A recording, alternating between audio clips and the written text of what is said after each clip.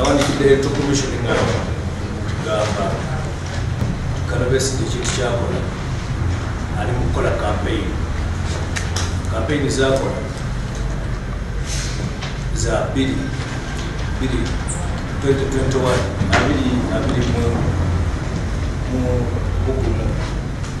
tikojjano kitunulira okutambula ng'akola sayini eza party abantu kati recently mwalaba abantu bakuba emiko Electoral Commission Act Commission Act egamba ni barua jemba wadao to section 12H and 12J of the Electoral Commission Act 140 takirizibwa kuba kungana lwonna nga tafunye lukusa kuva mu Electoral Commission. Ekyo kyakola agenda akola campaign okutambula nga ali mu open roof ajjayo engalo za party agenda nayimirira kati poliisi yagisinza amaanyi kitwali yagisinza amaanyi bagitiisatiisa poliisi bulwevayo mukwalonaga nti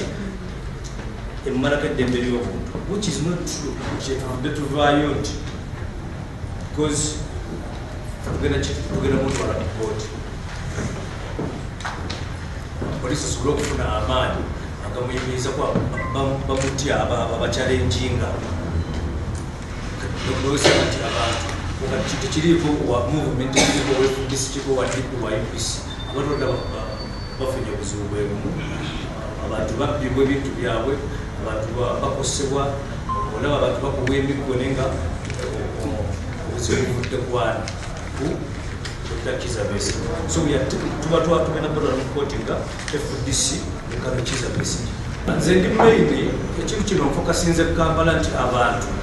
babona bannalumanya ne saakola ki olw'omuntu so ekintu kino kisalira amagezi Besi agende ubwo abalina abantu abayitire ubwe kifo kyogenda nga abaana b'abantu so that's my concern. Ina bakwano bange abafiiriddwa ebintu byabwe olwa Kiza Besi abatali babiri abatali basatu